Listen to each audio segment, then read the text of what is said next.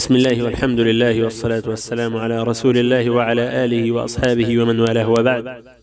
أيها الأحباب المباركون، نستأنف إن شاء الله تعالى ما ابتدأناه في تفسير كتاب الله عز وجل، وقد توقفنا عند قول الله عز وجل: وإن كنتم في ريب مما نزلنا على عبدنا، أي إن كنتم في شك مما نزلنا على عبدنا.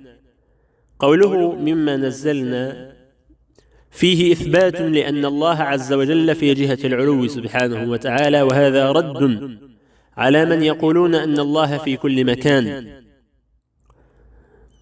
حتى تكلم زائغهم الكبير يقول أن فرعون لم يخطئ عندما قال أنا ربكم الأعلى، فإن بطن فرعون مكان والله عز وجل في كل مكان، فهو في بطن فرعون.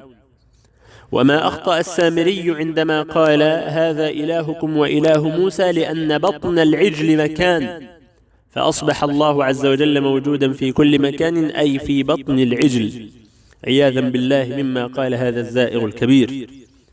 قال الله عز وجل: وإن كنتم في ريب مما نزلنا على عبدنا فأتوا بسورة من مثله، أي من مثل هذا القرآن الذي أنزل على النبي محمد صلى الله عليه وسلم، كما قال ربنا عز وجل في الآية الأخرى: فليأتوا بحديث مثله إن كانوا صادقين.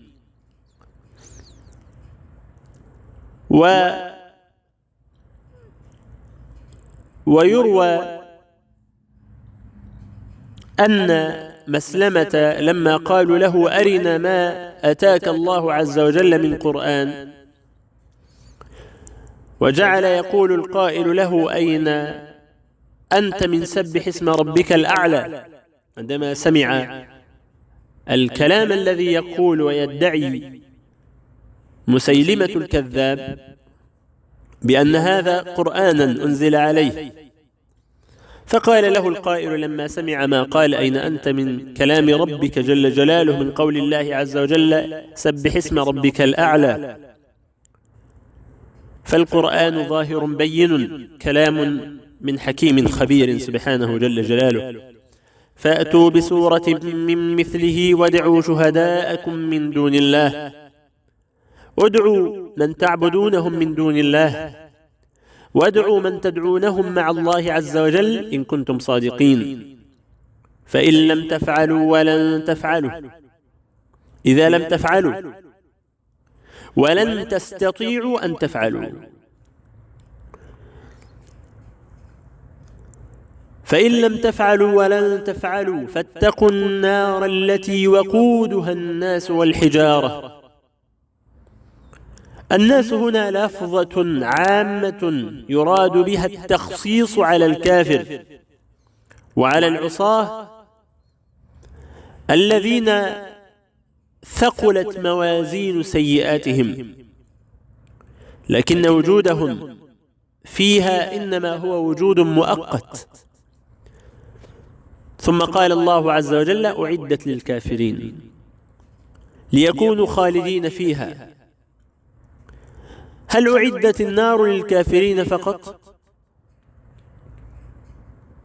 الإجابة على هذا كما قال ربنا عز وجل: أعدت للكافرين، أي أن أصل إعدادها لمن كفر بالله عز وجل، وأما العصاة فإنما يعذبون بمقدار محدد ثم بعد ذلك يخرجون من النار، فلذلك هي معدة للكافرين. قال الله سبحانه وتعالى: وبشر الذين آمنوا وعملوا الصالحات. البشارة هي الأخبار بالأمر الذي يظهر أثره على البشرة، يظهر الفرح أو الحزن على البشرة، وفي الغالب يطلق أو تطلق لفظة البشارة على الخبر السار، الخبر الذي يسعدك ويسرك، الذي يظهر أثره على البشرة. وتطلق أيضا البشارة على العذاب وعلى النار، كما قال الله عز وجل: وبشر الذين كفروا بعذاب أليم. لكن في إطلاق لفظ البشارة عندما تقول واحد أبشر وهكذا، فإن هذا الإطلاق إنما مقصوده البشارة بالخير، فإذا خصصت فعلى ما خصصت به. إذا قيل مثلا أبشر بعذاب فإنما خصصت هنا بالعذاب، إنما إذا قيل أبشر بالإطلاق هكذا فإن الإطلاق إنما مقصوده الخير، والله أعلم. قال الله عز وجل: وبشر الذين آمنوا وعملوا الصالحات أن لهم جنات. في الآية هنا استحباب التبشير بالخير الدنيوي أو الخير الأخروي، وكان النبي يبشر أصحابه رضوان الله عليهم حتى بالخير الدنيوي، فالتبشير قل المستعملون له وللأسف الشديد، مع ما فيه من الخير الكثير والتأليف بين القلوب وهكذا. فإذا بشرت شخصا بخير فرح بتلك البشارة وادخرها لك. ولما بشر كعب بن مالك بتوبة الله عز وجل عليه خلع ثيابه وأعطاها لمن بشره، ولا ينساها له، ولا ينساها لطلحة رضي الله عنه كذلك. وأرسل الرسل مبشرين ومنذرين، أرسل الله عز وجل الرسل مبشرين ومنذرين، فعندنا البشارة أيها الكرام أصل. فلما أرسلت الرسل أرسلت مبشرة ومنذرة. وأرسل النبي صلى الله عليه وسلم معاذا وأبا موسى الأشعري إلى اليمن، وقال: بشرا ولا تنفرا. وقال النبي صلى الله عليه وسلم في حديث آخر: إنما بعثتم ميسرين ولم تبعثوا معسرين. فكما أننا نخوف الناس من عذاب الله نبشرهم أيضا برحمة الله وبالخير. وكما قال النبي عليه الصلاة والسلام: أبشر يا كعب بن مالك بخير يوم طلعت عليك فيه الشمس منذ أن ولدتك أمك. أبشر يا عائشة فإن الله قد برأك من فوق 7 سماوات. فإذا رأيت خبرا يسرك فبادر بالتبشير بتبشير الناس به. إذا رأيت خبرا يسعد الناس فبادر به، يكن لك الأجر بإذن الله عز وجل. وبشر الذين آمنوا وعملوا الصالحات. عملوا الصالحات فيها رد على فرقتين: الأولى الذين يقولون أن الإيمان يكفي فيه المعرفة، فإذا عرفت الله فلا يلزمك عمل، هذا كلامهم واعتقادهم. هنا البشارة جاءت لمن؟ قال الله عز وجل: وبشر الذين آمنوا وعملوا الصالحات، فكانت للذين آمنوا وعملوا الصالحات، أي أضافوا عملا صالحا لإيمانهم وليس فقط آمنوا. والفرقة الثانية هي الصوفية الذين يقولون إن المجانين أفضل من العقلاء، فنقول أن غاية أمر المجانين أن أمرهم موكول إلى الله عز وجل، لأنهم لم يعملوا الصالحات. أما المؤمن التقي النقي فهو عمل صالحا، والمجنون لم يعمل صالحا، فغاية ما نقول في أمرهم أن أمرهم موكول إلى الله عز وجل. وبشر الذين آمنوا وعملوا الصالحات أن لهم جنات تجري من تحتها الأنهار. قال بعض أهل العلم: أي تجري من تحت أشجارها الأنهار. أما الجنات فأطلق عليها جنات، وهذا لكثرة ما فيها، جنات لكثرة أشجارها واقترابها من بعض، لدرجة أنها قد تجن من فيها، أي تخفيه، تجنه أي تخفيه، وهذا لكثرة ظلالها. وهنا تفسير القرآن بالقرآن.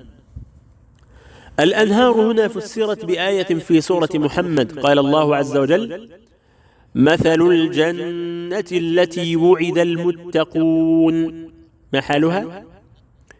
فيها أنهار من ماء غير آسن وأنهار من لبن لم يتغير طعمه وأنهار من خمر لذة للشاربين وأنهار من عسل مصفى. ومن تفسير القرآن بالسنة قول النبي عليه الصلاة والسلام: النيل والفرات، إلى آخر الحديث. أقر النبي صلى الله عليه وسلم، ذكر بعض الأنهار ثم قال عليه الصلاة والسلام على النيل والفرات وسيحان وجيحان من أنهار الجنة. فقد رأى النبي صلى الله عليه وسلم 4 أنهار في رحلة المعراج، نهران ظاهران ونهران باطنان، النيل والفرات الظاهران وسيحان وجيحان باطنان. هذا هو من تفسير القرآن بالقرآن. وعندنا أيضا نهر الكوثر ونهر الحياة وأنهار أخر. قال الله عز وجل بعد ذلك: وبشر الذين آمنوا وعملوا الصالحات أن لهم جنات تجري من تحتها الأنهار كلما رزقوا منها من ثمرة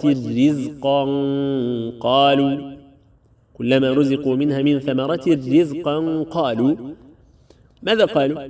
قالوا هذا الذي رزقنا من قبل وأتوا به متشابها في الألوان، مختلفا في الطعوم، يظن أنه الذي رزقه من قبل، الذي أعطاه من قبل، إذا تذوقه وجد طعما مختلفا. وبشر الذين آمنوا وعملوا الصالحات أن لهم جنات تجري من تحتها الأنهار كلما رزقوا منها من ثمرة رزقا قالوا شكل هذا إحنا رزقنا من قبل، لكن الله عز وجل قال: وأتوا به متشابها في الشكل لكن الطعم مختلف، إذا تذوقه وجد طعما مختلفا. وأتوا به متشابها أي في الأشكال والألوان لكن مختلفا في الطعم. ولهم فيها أزواج مطهرة من ماذا؟ قال أهل العلم مجملا مطهرة من الظواهر والبواطن. الظواهر لا حيض ولا نفاس ولا بول ولا أي شيء يشين الإنسان، ولا يشين المرأة ولا يشين الرجل. فهنا قال الله عز وجل: لهم فيها أزواج مطهرة، أزواج لا حيض ولا نفاس ولا بول ولا أي شيء يشين المرأة عموما، ومطهرة من البواطن، من الأحقاد والغل والحسد والضغائن وهكذا ينبغي أن نكون في دنيانا، كما قال الله عز وجل: فيه رجال يحبون أن يتطهروا. والله عز وجل قال في الآية الأخرى: فيه رجال يحبون أن يتطهروا والله يحب المطهرين. وهنا الآيات: إن الله يحب التوابين ويحب المتطهرين. وقال النبي عليه الصلاة والسلام: أول زمرة يدخلون الجنة على صورة القمر ليلة البدر وجوههم كأشد كوكب دري في السماء إضاءة لا يبولون ولا يتخوطون ولا يتمخطون رشحهم المسك. هذا يعني هذا الأمر أمر عظيم، عرقهم المسك. قال الله عز وجل: لهم فيها أزواج مطهرة وهم فيها خالدون.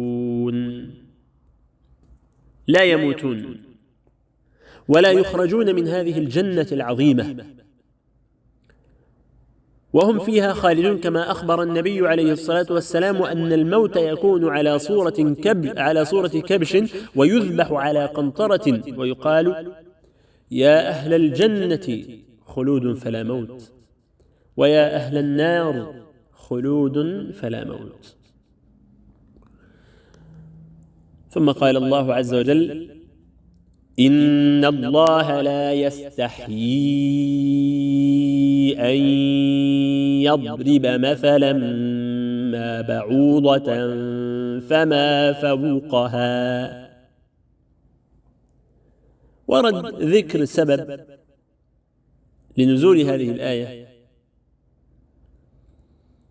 وبعد البحث في هذا لا يصح حديث أبدا في سبب نزول هذه الآية على الإطلاق. قال الله عز وجل: إن الله لا يستحيي أن يضرب الآيات، أن يضرب مثلا. عموما لله عز وجل صفة الحياء، الله عز وجل حيي سبحانه وتعالى، حياء يليق به سبحانه وتعالى، خلافا للفرق الضالة كالأشاعرة الذين ينفون عن الله عز وجل الحياء، فينفون عن الله عز وجل كثيرا من الصفات التي أثبتها الله عز وجل لنفسه، والتي أثبتها له رسول الله صلى الله عليه وسلم. أما أهل السنة فموقفهم في مثل هذا أن يقولوا: سمعنا وأطعنا، وأثبتوا لله عز وجل ما أثبته الله عز وجل لنفسه، مع اعتقادهم الجازم بأن الله عز وجل ليس كمثله شيء وهو السميع البصير، ومع اعتقادهم بأن الله عز وجل لم يكن له كفوا أحد. إن الله لا يستحيي أن يضرب مثلا ما بعوضة فما فوقها. قيل البعوضة هي صغار البق، وهي الصغيرة التي تمص الدم، وقيل هي الناموسة التي تلسع الإنسان المعروفة هذه. وهنا مقصود أهل العلم أو تكلم أهل العلم في هذا، قال بعضهم: بعوضة فما فوقها، أي هذا الصغير فما هو أكبر منه. وقال بعض أهل العلم: بل إن المقصود هنا هو ما بعوضة فما فوقها، أي فما فوق ظهرها. وقد قرأت بحثا في هذا، أو قرأت أنهم اكتشفوا مؤخرا بأن فعلا البعوضة يكون على ظهرها بعوضة أخرى أو دابة أخرى على ظهرها مباشرة أصغر منها، قد لا تراها بالعين المجردة، فقد اكتشفوا هذا الاكتشاف. فقولان للعلماء كما بينتها هنا.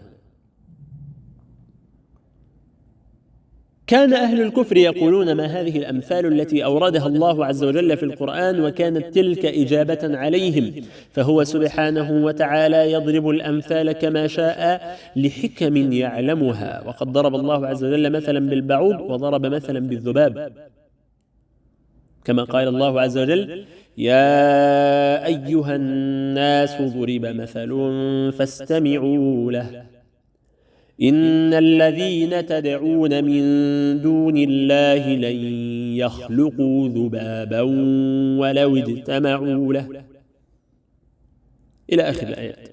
وقال الله عز وجل: مثل الذين اتخذوا من دون الله أولياء كمثل العنكبوت اتخذت بيتا وإن أوهن البيوت لبيت العنكبوت، الآيات. وضرب الله عز وجل مثل بالشجر: ألم تر كيف ضرب الله مثلا كلمة طيبة كشجرة طيبة أصلها ثابت، إلى آخر الآيات. وضرب الله عز وجل مثلا كلمة خبيثة كشجرة خبيثة، كشجرة خبيثة اجتثت من فوق الأرض ما لها من قرار. وضرب الله عز وجل مثلا بالعبد المملوك، قال الله عز وجل: ضرب الله مثلا عبدا مملوكا لا يقدر على شيء. وضرب الله عز وجل مثلا للرجل الأبكم، قال الله عز وجل: ضرب الله مثل الرجلين أحدهما أبكم، الآيات.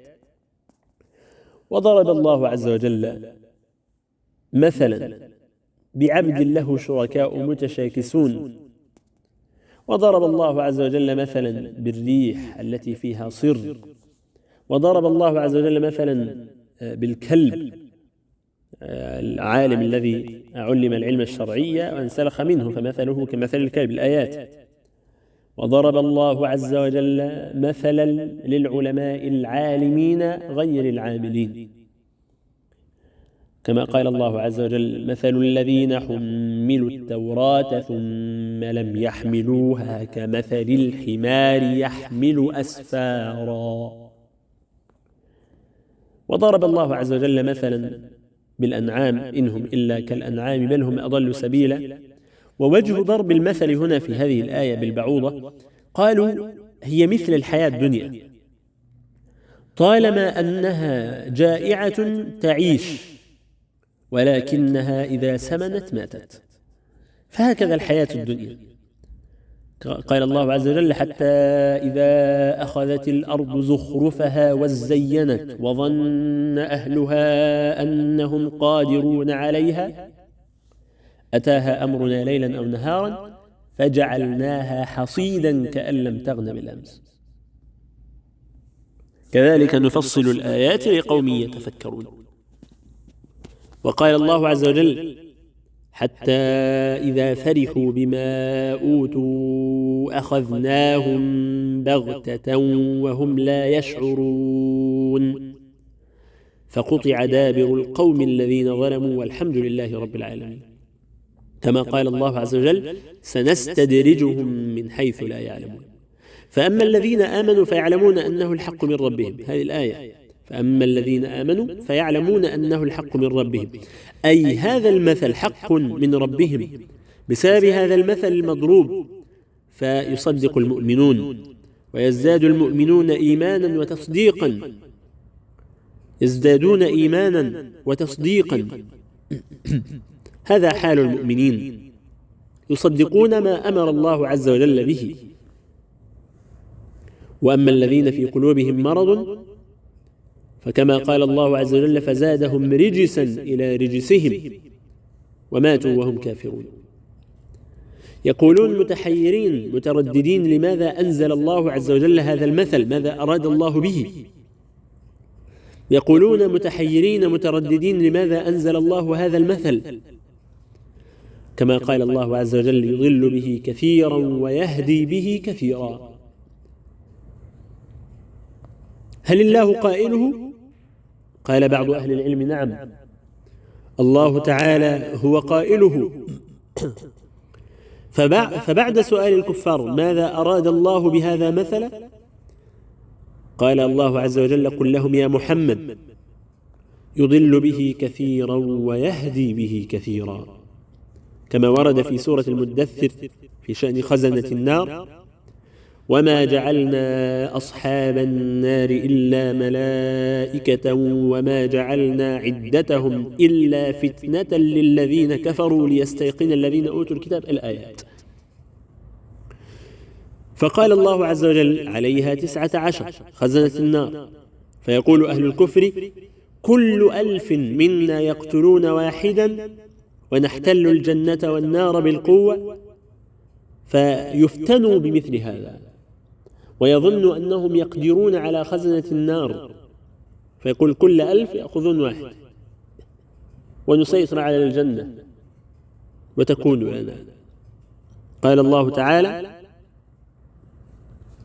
إنها شجرة تخرج في أصل الجحيم. يقولون كيف هذا؟ شجرة تخرج من النار أو في النار؟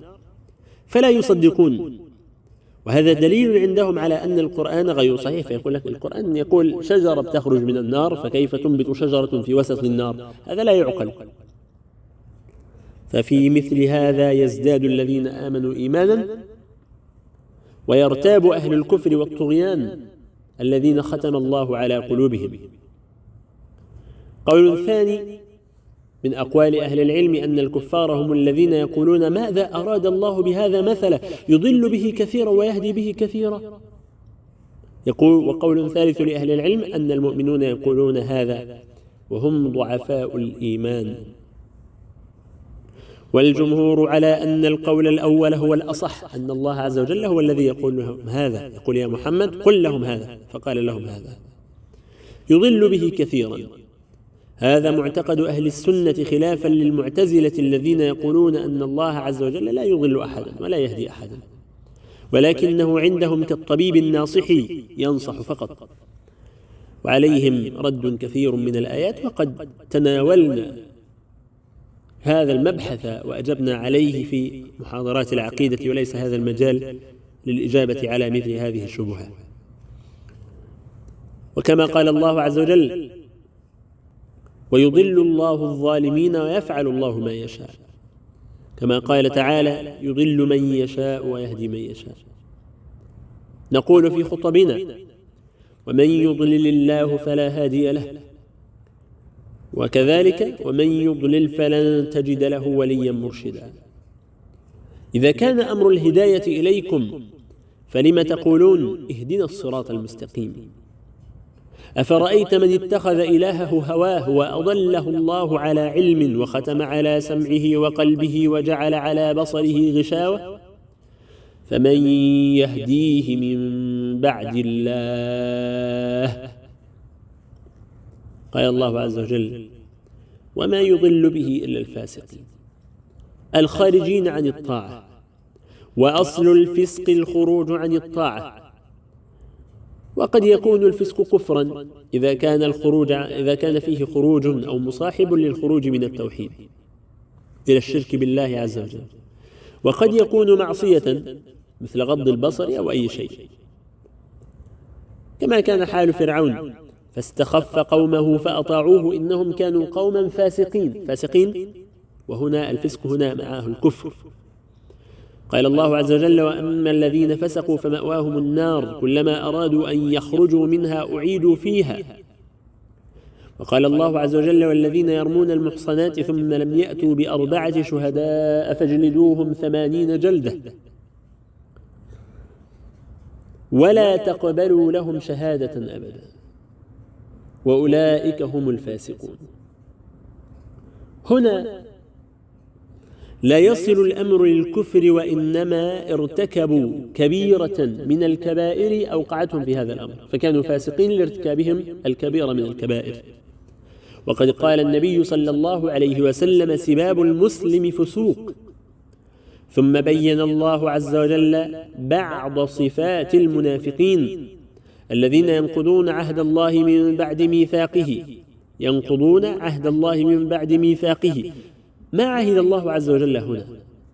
من العلماء من قال عهد الله عز وجل الذي أخذه على ذرية آدم وهم في صلب آدم، كما في الحديث لما خلق الله آدم مسح على ظهره أو مسح ظهره واستخرج كل نسمة هو خالقها وأشهدهم على أنفسهم ألست بربكم قالوا بلى شهدنا أن تقولوا يوم القيامة إنا كنا عن هذا غافلين أو تقولوا إنما أشرك آباؤنا من قبل وكنا ذرية من بعدهم أفتهلكنا بما فعل المبطلون.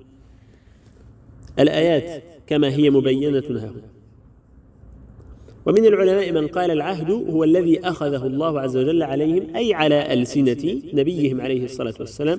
ومن العلماء من قال يشمل كل عهد أخذ على بني آدم، ومن العلماء كسعد بن أبي وقاص رضي الله عنه من حمل هذه الآية على الخوارج كما قال يمرقون من السهم كما يمرقون من الدين كما يمرق السهم من الرمية، فهذا هو الأمر. فيدخلون لا يستفيدون منه شيئا، يخرجون كما يخرج السهم. وأما الميثاق ها هنا فهو ما تحدث به الثقة في النفوس، قد يكون كتابة، قد يكون لفظا، أي شيء من هذا القبيل. وأول ميثاق هو التوحيد، مثل قول الله عز وجل وأخذنا منهم ميثاقا غليظا، أو أخذنا منهم ميثاقا غليظا. عهود مؤكدة بالأيمان غليظة على ألسنة أنبيائهم الذين ينقضون عهد الله عز وجل من بعد ميثاقه. ما الذي أمر الله به أن يوصل؟ ما الذي أمر الله عز وجل به أن يوصل؟ أشياء كثيرة مثل الإيمان بجميع الأنبياء، فلا تؤمن بالبعض وتكفر بالبعض، وهذا في اليهود وهو أليق هنا.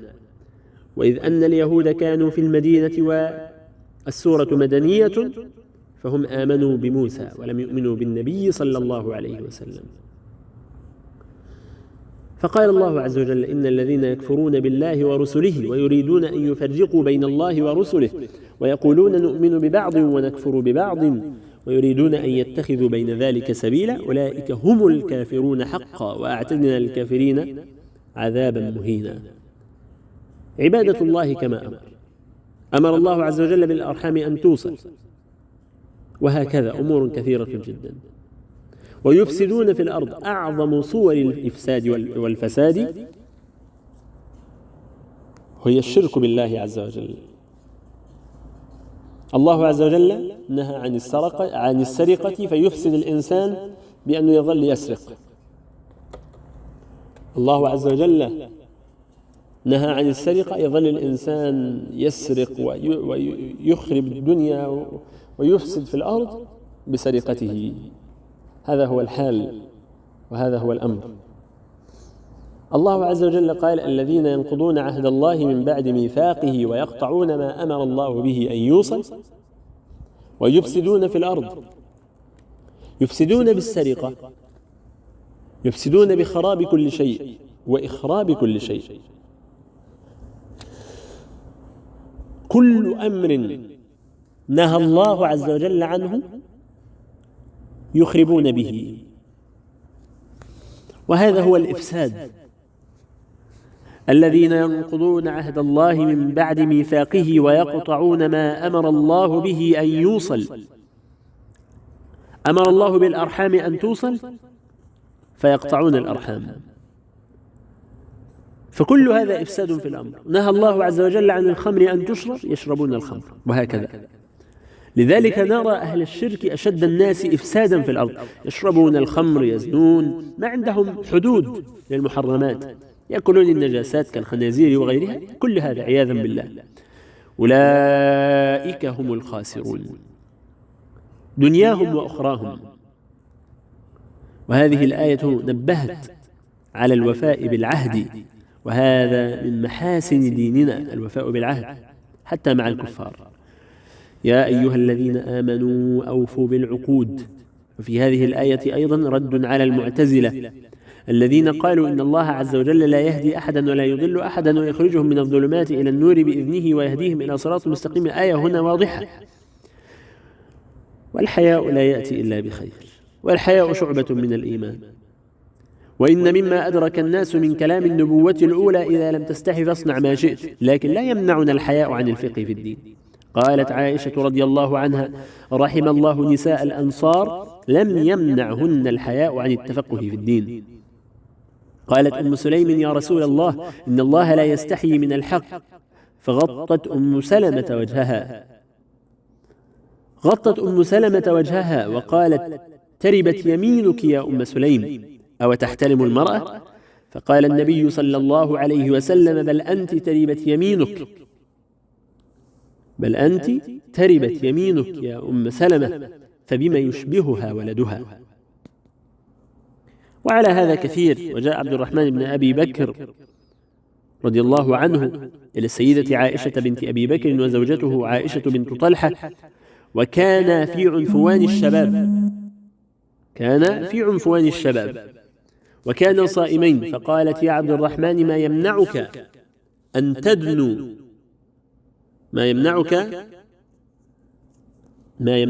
تدنو من أهلك تقبلها وتلاعبها؟ قال وأنا صائم يا أم المؤمنين؟ قالت كنت أفعل ذلك مع النبي صلى الله عليه وسلم وأنا صائمة، وكانت في عنفوان شبابها. هذا هو الأمر أيها الكرام. ثم بعد ذلك قال الله عز وجل كيف تكفرون بالله وكنتم أمواتا فأحياكم، الآيات. ولعلنا إن شاء الله تعالى نستأنف من هذه الآية في اللقاء القادم بإذن الله عز وجل. بارك الله فيكم وأحسن الله إليكم ونفع الله بكم. السلام عليكم ورحمة الله وبركاته.